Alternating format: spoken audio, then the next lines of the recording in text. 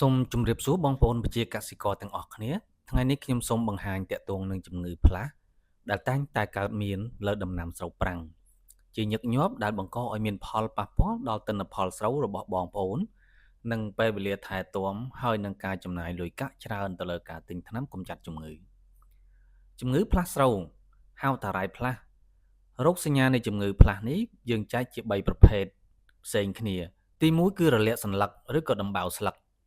ដែលមានសញ្ញាបង្ហាញនៅលើស្លឹកស្រូវមានចំណុចអុចរាងពងក្រពើ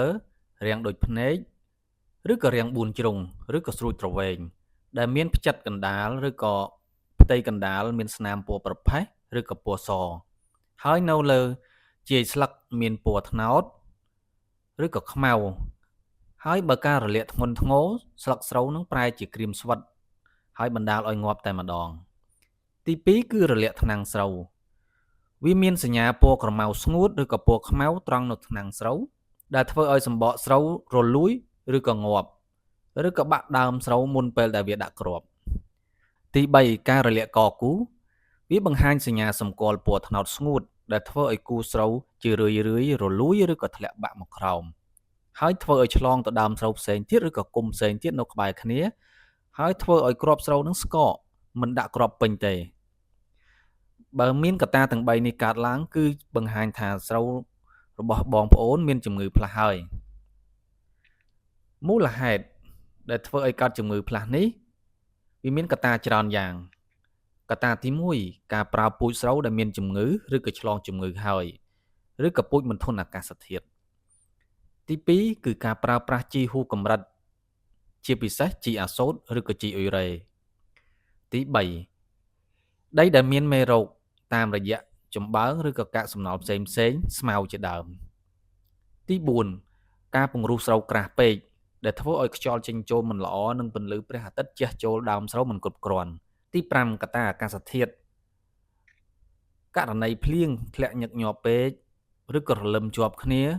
ឬក៏សន្សើមត្រជាក់ពេកនៅពេលយប់ដែលធ្វើឲ្យជាប់ស្លឹកស្រូវក៏បណ្ដាលឲ្យកើតជំងឺផ្លាស់ដែរចំណុចទី6គឺការឆ្លងតាមការបញ្ចូលទឹកដែលឆ្លងតាមរយៈការបង្ហូរទឹកពីស្រែផ្សេងដែលមានជំងឺហើយឆ្លងមកស្រែយើងដែលបញ្ចូលទឹកនោះបន្តទៀតដូច្នេះក៏យើងមានវិធីការពារនិងព្យាបាលដែរវិធីការពារគឺទី1បងប្អូនត្រូវជ្រើសរើសពូជណាដែលធន់នឹងជំងឺឬក៏ពូជដែលគ្មានផ្ទុកជំងឺឧទាហរណ៍ពូជ OM ពូជ85ពូជ38 53ដើមឬក៏73ដើមជាដើមដែលបងប្អូនធ្លាប់មានបទពិសោធន៍ធ្វើហើយបងប្អូនគួរតែគិតពិចារណាថាតើពូជស្រូវមួយណាដែលវាធន់នឹងជំងឺនិងអាកាសធាតុដូច្នេះបងប្អូនគួរតែទុកពូជនឹងដើម្បីធ្វើពូជព្រុសបន្តទី2តាក់ទងនឹងការដុតកម្ទេចកាកសំណល់ក្នុងស្រែដែលវាមានជំងឺមុននឹងបងប្អូនព្រុសបន្តឬក៏ករណីពេលបងប្អូនធ្វើស្រូវនឹងមានជំងឺហើយបងប្អូនមិនបានដុតកម្ទេចចោលវាជាមូលហេតុដែលបងប្អូនធ្វើបន្តទៀតកើតជំងឺតែម្ដងបាទចំណុចទី3គឺការប្រើប្រាស់ជីឲ្យសមស្របទៅតាមស្ថានភាពស្រូវជាក់ស្ដែងជាពិសេសបងប្អូនគួរគប្បីកុំប្រើជីអាសូតច្រើនពេកពេលដែលបងប្អូនពោតដង្ហើមជាដើមបាទទី4គឺការគ្រប់គ្រងទឹកឲ្យបានល្អតាមរយៈការបញ្ចូលទឹកឬក៏បញ្ចេញទឹកយ៉ាងហោចណាស់ឲ្យបាន2ដងឬក៏1ដងនៅពេលដែលបងប្អូនច្រូតឬក៏បងប្អូនអាចសង្កេតមើលតាមករណីជាក់ស្ដែងឧទាហរណ៍ដូចជាទឹកក្នុងស្រែបងប្អូនមានក្លិនស្អុយឬក៏ទឹកខ្មៅពេកករណីនេះបងប្អូនមិនគួរទុកនឹកទឹកនឹងទេដោយសារក្នុងទឹកនឹងឬក៏ក្នុងស្រែបងប្អូនអាចមានមេរោគដែលវាបង្កឲ្យរាលដាលទៅដល់ស្រូវរបស់បងប្អូនខូចខាតបាទទី5គឺនៅពេលដែលស្រូវយើងកើតជំងឺនឹងហើយបងប្អូនមានតែប្រើវិធីសាស្ត្រមួយគឺទិញថ្នាំបាញ់កម្ចាត់តែម្ដងដើម្បីការពារកុំឲ្យបាត់បង់ទិន្នផលស្រូវច្រើននិងខាតពេលកាន់តែខ្លាំងនៅក្នុងការថែទាំស្រូវរបស់បងប្អូនបាទហើយនៅក្នុងវីដេអូនេះក៏ខ្ញុំបានសរសេរអំពីសមាសធាតុដែលបងប្អូនគួរតែទិញតាមដេប៉ូ យ៉ាងហោចណាស់ឲ្យបាន1មុខឬក៏2មុខដើម្បីបញ្ចូលគ្នាឲ្យវាមានប្រសិទ្ធភាពក្នុងការបាញ់កម្ចាត់ជំងឺតែម្ដងបាទហើយនៅក្នុងវីដេអូនេះគឺជាចំណេះដឹងមួយដ៏សំខាន់សម្រាប់បងប្អូនប្រជាកសិករដែលធ្វើស្រូវប្រាំងនិងជាវិធីសាស្ត្រមួយ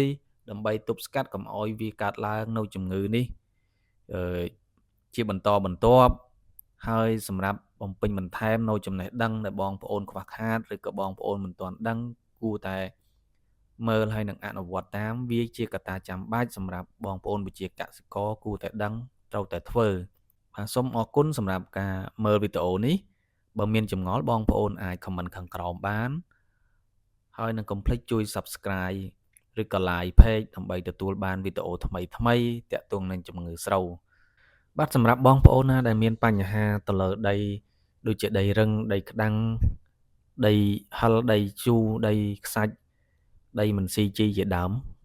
ខ្ញុំមានផលិតផលជំនួយដីដែលមានប្រសិទ្ធភាពខ្ពស់បងប្អូនប្រើត្រឹមរយៈពេល4ទៅ5ថ្ងៃនឹងឃើញប្រសិទ្ធភាពភ្លាមតាមរយៈដែលធ្វើឲ្យដីរបស់បងប្អូនប្រែពណ៌ក្រមៅផុងធូរ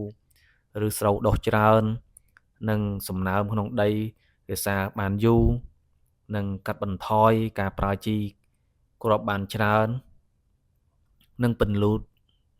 លឿនការលូតលាស់ស្រូវបានល្អដើមស្រស់ឬច្រើនហើយកែសម្រួល pH ក្នុងដីឲ្យមានតុល្យភាពចន្លោះពី 5.5 ទៅដល់ 8.5 ប្រើបានគ្រប់ដំណាំទាំងអស់បងប្អូនប្រើតែ1គីឡូគឺបានដីដល់តែ1ហិកតា